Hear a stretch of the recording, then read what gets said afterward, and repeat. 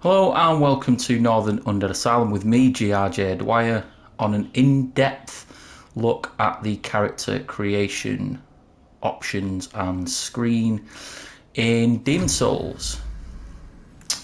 So when you start a new game, you'll basically get to choose your name, gender, class and sort of physical appearance. It doesn't say gender. It's body type A or body type B. So we're going to go with body type A. As you can see, it is much more refined than some of the Dark Souls and Bloodborne entries from Software. Bluepoint has completely revamped the character creation screen. Just sort of the options and the graphics that are involved there. I think you'll all agree that the graphics, sort of the presentation of this game has been completely overhauled. Whether From Software, Bandai Namco or Sony will continue in that vein is yet to be seen. We'll probably see it in Elden Ring, although graphically it doesn't look like that is going to be the case. So we are going to start with player name for sake of this sort of in-depth look. We will go with GRJDwyer. That is my moniker on Northern Undead Asylum. So the class is the next option. There is no specific best class in Demon Souls, although some do give a better start than others. We are going with Soldier, Knight, Hunter, Priest, Magician, Wanderer, Barbarian, Thief, Temple Knight and Royalty. Now, although there's no specific best class, some of these options do give you a better start than others. If you are a beginner, I would probably recommend the Knight. It is robust, big, burly, and it will help you hack and slash your way through the initial hordes of enemies. There is quite a lot of enemies to kind of get through in the other parts of the game, and when you get to the Lord's Path, I'm sure it's no secret that there is a dragon that doth try to toast you, and despite the fact that you are dressed in all metal, it can stand up to some of those quite heavy and hellacious blasts. So, as I said, Demon Souls adds a new depth of sort of to character customization, and it's a lot of fun to kind of mess around with. We're going to, for sake of doing it, we're gonna sort of look at the Thief, just because I kind of like the kind of cool, almost ninja-esque sort of loadout that you get there.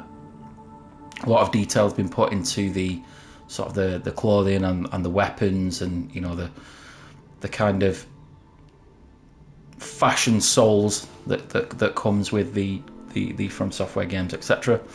Anyway, so as I said, some are better than other loadouts. In fact, as I said, one thing to note, that if you are a beginner on this game, one of the first bosses that you will face is the Knight after the Lord's Path.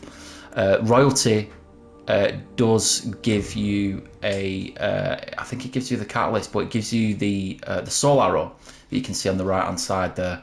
It gives you the soul arrow, which is going to help you immensely with that boss. It's going to be a lot easier to sort of get into the game, get the souls that you need to be able to level up and get through those areas. So yeah, I mean, looks good, just as good. Looks like we're about to take the ring to Mordor. You have then got the option of looking at a starting gift, which is supposed to help you with your initial questing in the Demon Souls universe. You get an Augate of Guidance, a stone that radiates guiding light, so that basically in dark areas you've basically got the ability to torch your way through. The the way that Demon Souls has been remade, it's not essential for this thing. I mean, you know, if you're in Dark Souls 1 or Dark Souls 1 Remastered, you of course have areas in that game where this would come in extreme handiness. But as far as I've gone in, you know, in Demon Souls, the PS3 version, this obviously my first playthrough of this game will follow. It's not essential, I don't think. Grass Jelly recovers some of the user's HP over time. That's handy. You know, if you are a beginner and you are taking those hits and you're trying to get used to the mechanics of the game, this is and you know you're going to be using a lot of the grass to kind of recover health. This is a decent starting gift to have. The elixir temporarily increases the rate of stamina recovery. That's great if you are the Lord's Path, which is area 1-2, I think. That is superb to have because you're going to need to be running across the castle walls. You're going to need to be sprinting across there, and this can temporarily increase the rate of stamina recovery. It is a Lucozade or a Gatorade or one of those sports drinks. Bright Water recovers some of the user's MP over time. If you are a heavy magic user, again, when you get to the night at the end of the Lord's Path, this could come in handy there. Providential Ring raises item discovery.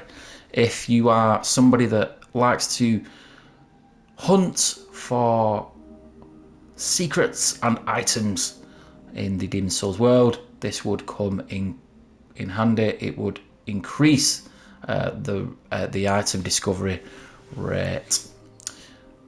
Kunai, poison throwing weapon. It is a throwing knife that has a poisonous dip tip on it. The firebomb oil cast produces a large flame when thrown. That's going to come in handy against some of the cladded knights as you start out. Soul Remains, which serves as bait for the soul starved. If you want to smash your way through hordes of enemies, you want them to be coming at you, serves as bait for those. And the fire arrow inflicts fire damage when equipped with a bow. That is a handy tool to have. I would recommend the Providential Ring. Pure recommendation. Always what I go with. Don't know why. It just it sticks in my head that could come in handy. The foundation is, so you basically have sort of, two kind of ways of loading out. So type A or type B. When you go into the world of Demon Souls, your sort of choices affect how you do things, and the dark and the light. I don't know whether this has particular meaning to that. I've tried to look and I've looked in sort of forums or anything.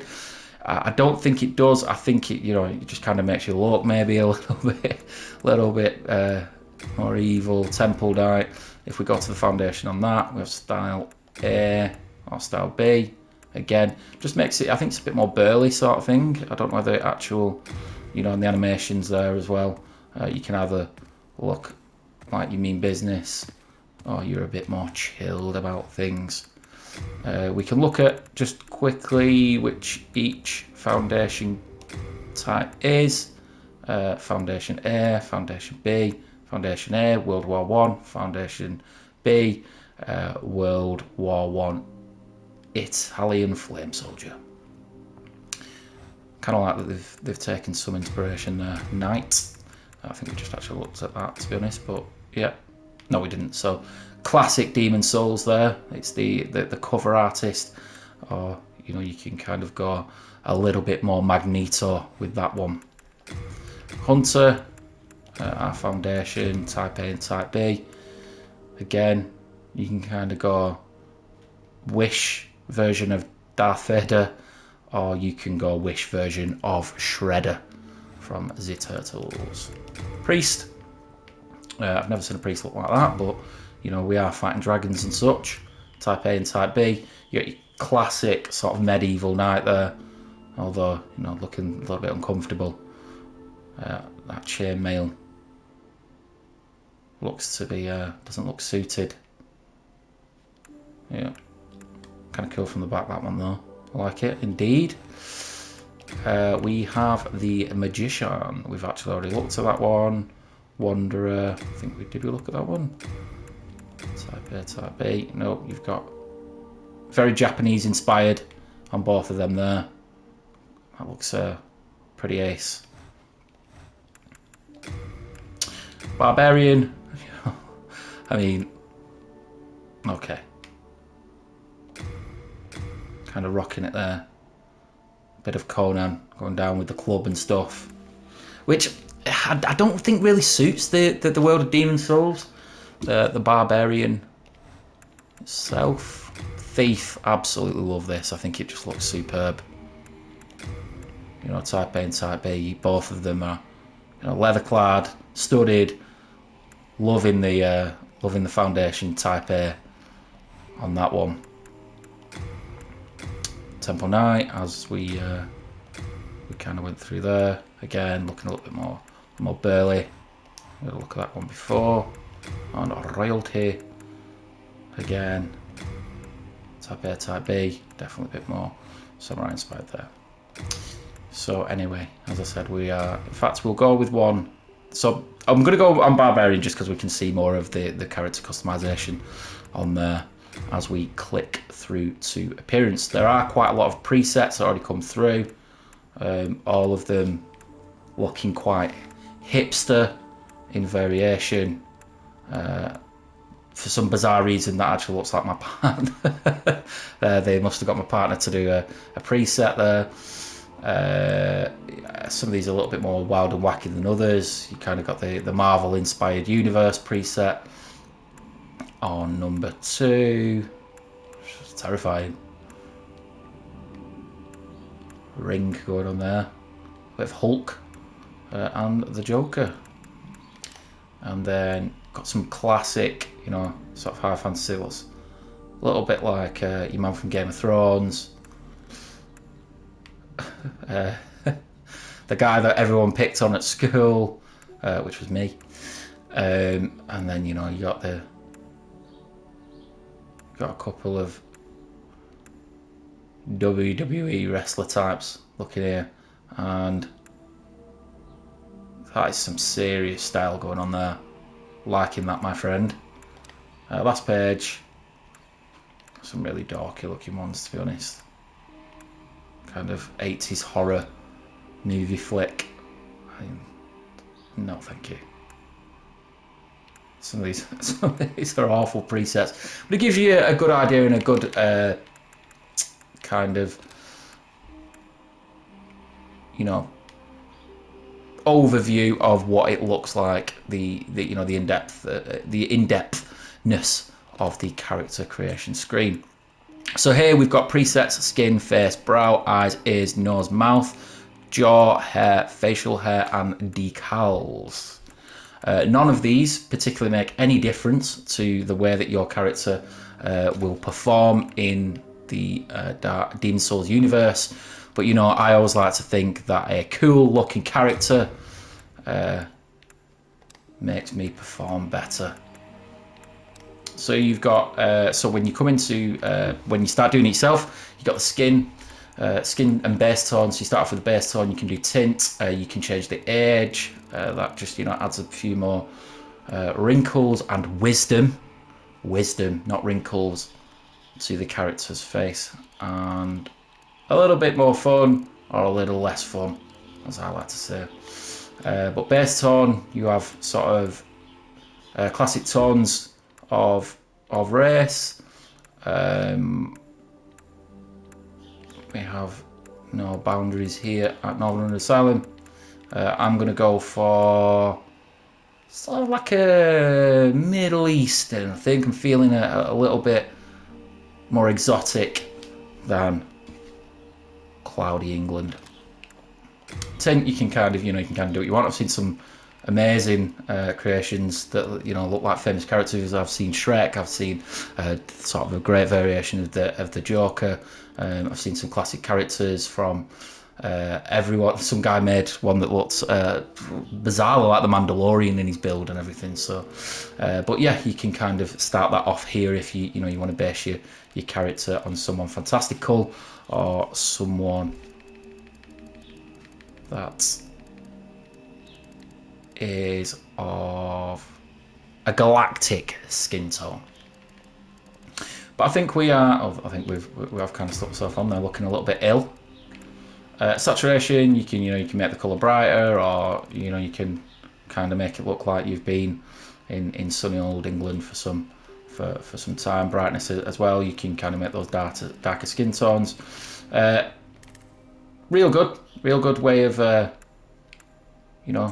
kind of exploring. I don't know what I've done here. Base tone, I seem to be green no matter what I'm doing. Yeah, the sort of normal base tone is somewhere between orange and yellow, I think, on this game. Coward or fake tanned. So next we have the facial options. You can these are sort of more the forehead aspect of the character. We're going to kind of mess around a little bit. And then the bottom section is sort of the lower centre of the face. We have quite a wily looking woman at the moment, which looks like she's been in Boletaria for some time. You can kind of change the width or the height or the depth. It's completely up to you. The width and the height, sorry, that's the height. Sorry, the width, obviously, is the width of the face. Depth kind of brings in the facial features a little bit more clef. And then we have, you can choose your sort of eyebrows. You can't really see it with this hairstyle. You can just see it under the hair a little bit. We're going for someone that looks quite surprised. You can change the colour, the ridge even, so that can kind of bring it in or out, or the height. Next are eyes. You can change the sockets of the eyes, and you can also change the pupils of the eyes. You can have a lizard looking one, you can kind of have a dead looking one, you can have normal looking. Main colours, you can basically do whatever colour you want. You can have the hue, saturation and brightness again. Secondary colour, that is obviously the outer of the eye. You can change the saturation and everything in there just as much. You can have a glow in your eyes if you want to look alive or you want to look dead with life. Spacing, you can separate the eyes apart. Height, up or down, obviously. And depth, again, you will see them kind of protrude or regress into the head. Ears, again, change your way through. There's plenty of options there. There's 4 screens of ears so that you can hear the dragons and minions coming at you. Angles, heights and depth, you can kind of look a little bit more elf-like. Oh, that will come apparent when we change the hair. Nose, there are again 4 screens worth of noses. Amazing what they have done with this game. Width, height, depth and bridge all are again optional. The bridge of the nose, you can kind of make it look a little bit more crooked. You want to go a little bit more witchy. Mouth, again, they have put incredible detail. You can go anywhere from thin lips to big lips to thin lizzy. You can do whatever you like. Width, height, depth. And then we go to the teeth, which, in Boletaria, I don't know if dental care is something of an option. I mean, some fantastic looking teeth there. You can go all vampiric. You can go all Goldie, gangster. You can go crackhead. Or you can go quality teeth care. I think we'll go with some quality care. Cleft chin, that is the sort of with the protruding or regressing again. Width, height, depth, cheekbones is a great thing to kind of really put some proper spin on the individuality of your character. The hair, always a choice favourite of every Demon Souls, Dark Souls, Bloodborne From Software game. any real adventure game that's got character creation, the hairstyles are always rocking it. You have some that are a bit more masculine, a little bit more feminine, a little bit more worldly, and a little bit more trendy. Kind of go samurai, can go full bald, looking like Ming the Merciless there. You can look like an England football hooligan. You can kind of, you know, I mean, that is a sweet trim. Then we get into the bit more Afro-Caribbean in origin, and then you go a little bit more 80s. Then we've got some crappy 90s styles that literally looks like Vicky Guerrero from WWE, now of AW fame. You've got the classic bowl cut, a classic Dark Souls-esque trim. I'll have the Demon Souls, please, sir. No short back and sides for me. Bowl only. Quite a... this complements the face quite well. I think Vidal Sassoon would very much appreciate. I mean, we were just looking for a base colour there. We're going to go white because we are looking wizard-esque. And it just lets us see the hair a little bit better. Another quite soft on the facial features. I think most of these hairstyles are true to the original. To be honest, there's only a few that are kind of thing. That's in Bloodborne, that's in Dark Souls, etc. As is that. I don't think that one is, but yeah, they look kind of cool, samurai-esque. Next, we have the facial hair. This is not just an option to the masculine variation of the character. Of course, if people want facial hair, absolutely sound by me. I actually think it looks more attractive. So our lady will be sporting a classic moustache and goatee. Liking the goatee. I would take this woman on a date so far. Looking absolutely freaking awesome. Liking the bell there. And then we can get to go to the full beard. So we can do 3 stages of beard, which is pretty cool. We've got the old sideburns there. If our cool ass lady wishes to grow sideburns. Looking pretty cool, looking pretty awesome. Looking ready to take some dragons and some ghouls down. Lastly, we have the decals. Again, these have no particular effect on the performance of your character, unless, you know, you kind of want your character to look kind of badass. There's, I think there's about 30 odd decals in this set. Starting at 1, obviously with none. Kind of some war paint ones there. I particularly like this one. You have some that look like they've been taken straight out of Horizon Zero Dawn, and some that look like they have been taken straight out of a Maori rugby team. You got some sort of wrestling ones there as well, and some that are just like eyeshadow, etc. You have scars and blemishes. If we can choose one of these decals. So we'll go with this one, as we said. Scars and blemishes just kind of add to that effect, really making your character look original and like they have been through the turbulent times of war. Cool. 18. So just one thing that I did kind of want to go through on the actual creation of your character is the actual effects that will the stuff that does actually affect your character. So if you look on the right hand side, it's pretty self-explanatory, but you have what is your soul level. That is your level as you go through the game. Each time you level up one of these categories, such as vitality with the heart there, intelligence with the book, endurance with the foot, strength with the burly strong arm. Strength is in mind, not just in body.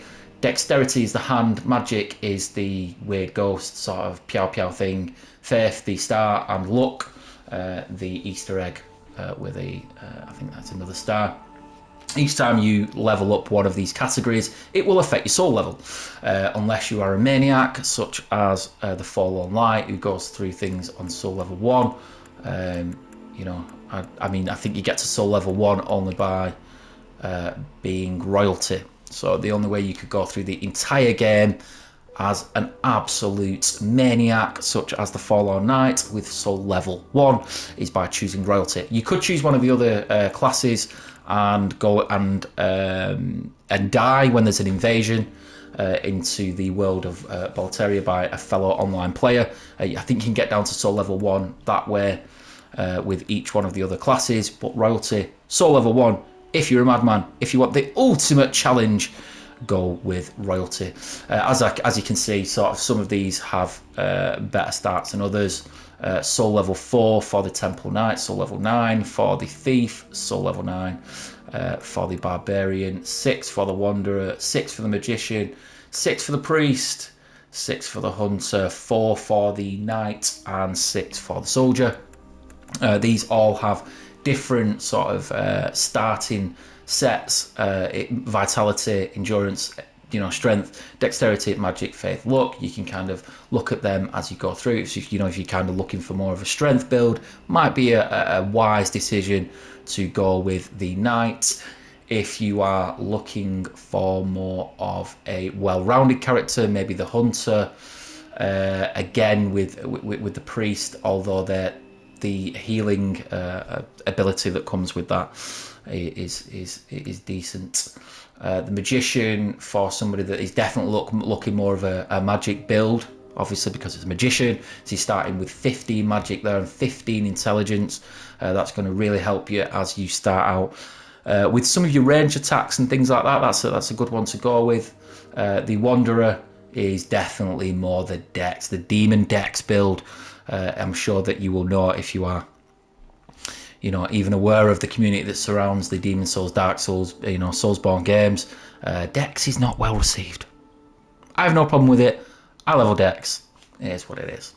Barbarian, obviously, to wield that big club there, you're going to need to be smashing down with an initial start of decent strength and endurance. The Thief, dexterity, looks cool, and is great with luck. That's going to help you with some of your parries, actually. I think that does actually kind of affect that.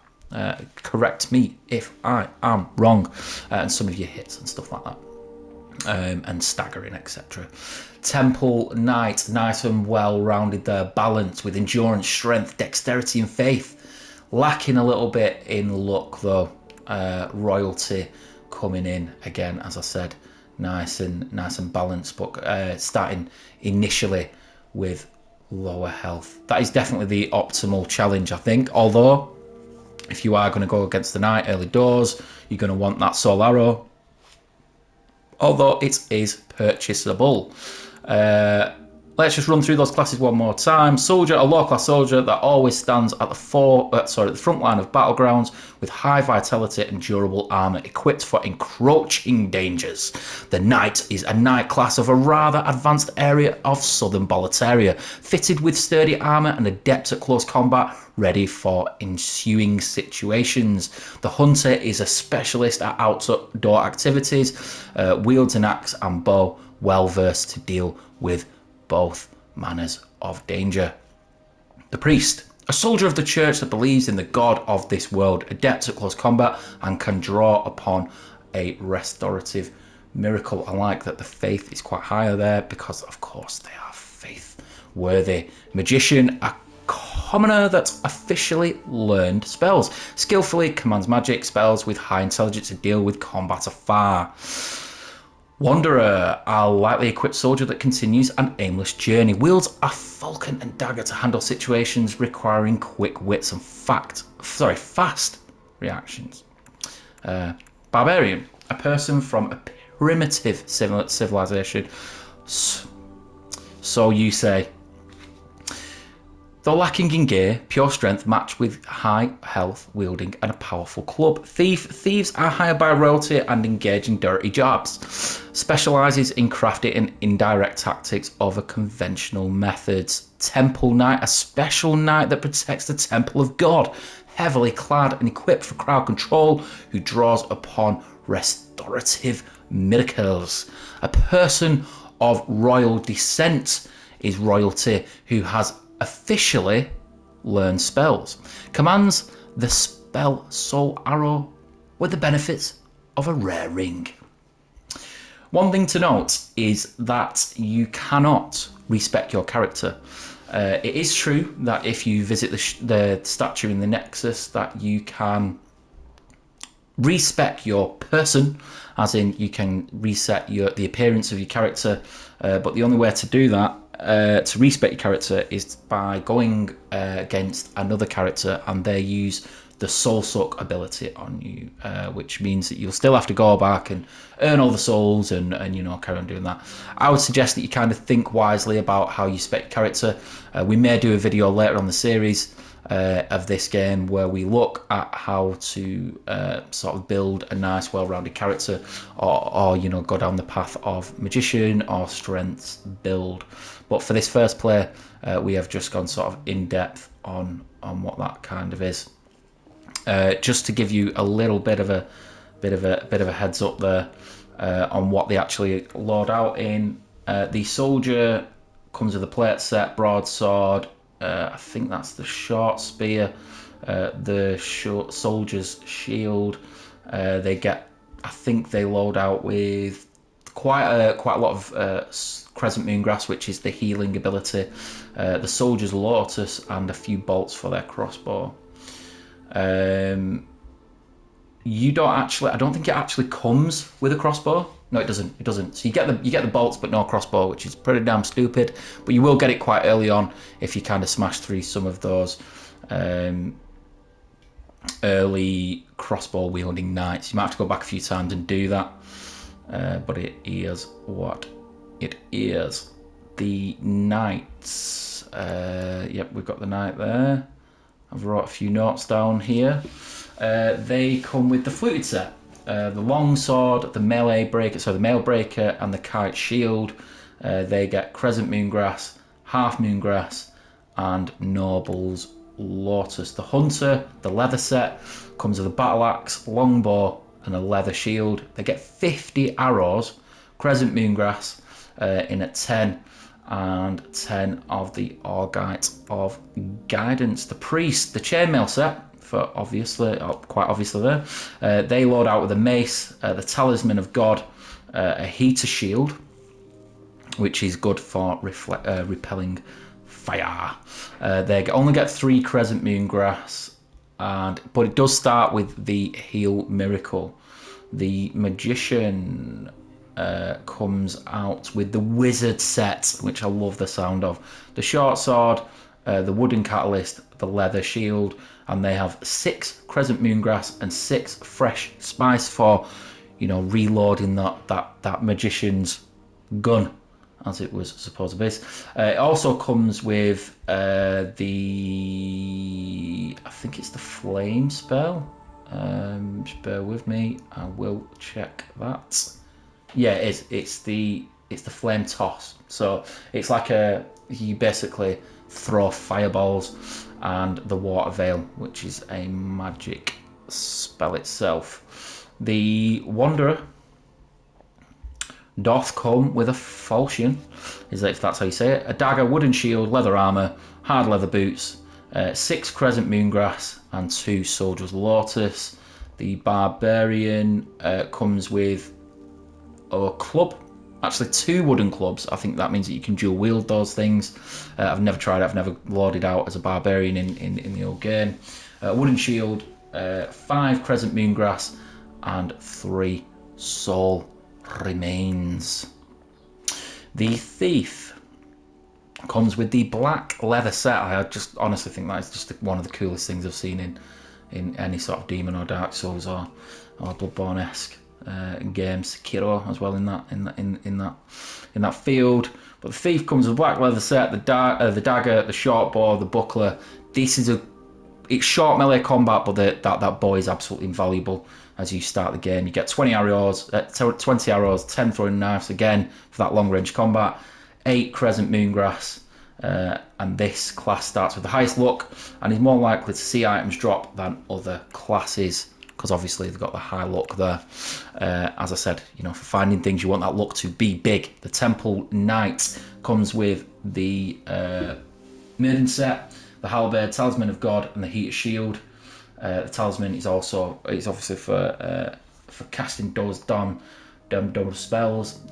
You get 3 Crescent Moongrass, and the class also starts with the Heal Miracle. So if you are looking for some miracles out there, Temple Knight is the one probably to kind of go with.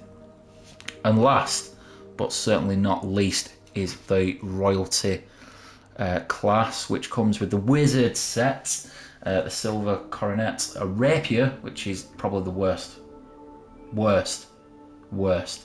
weapon. I absolutely hate it. Some people like it, but line up, I'll fight y'all. It comes with the Silver Catalyst, Buckler, Fragrant Ring, which was the Fragrant Ring, sorry, 4 Half Moon Grass, which is again obviously health inspired, 3 Royal Lotus, and this class also starts with the Soul Arrow magic spell, again, which is super duper valuable for the Knight boss. So said, we're going to go with a sort of a thief, and appearance, we will get rid of the beard. Not feeling the beard at all. Take the beard away as our character decided to have a shave. So that is it. That is the character creation screen. I hope you have kind of enjoyed that, and you join me for the rest of the playthrough. I will likely create another character for that before we go into it, but this is just an in-depth view of exactly what the character creation screen involves. There is an option to change your environment, so you can kind of look at what you'd look like in, you know, the darkest of dark areas or the lightest of the light. You click finalize, and off you go. Demon Souls, first playthrough coming up next. Thank you for joining us. Prosperity to his northern kingdom.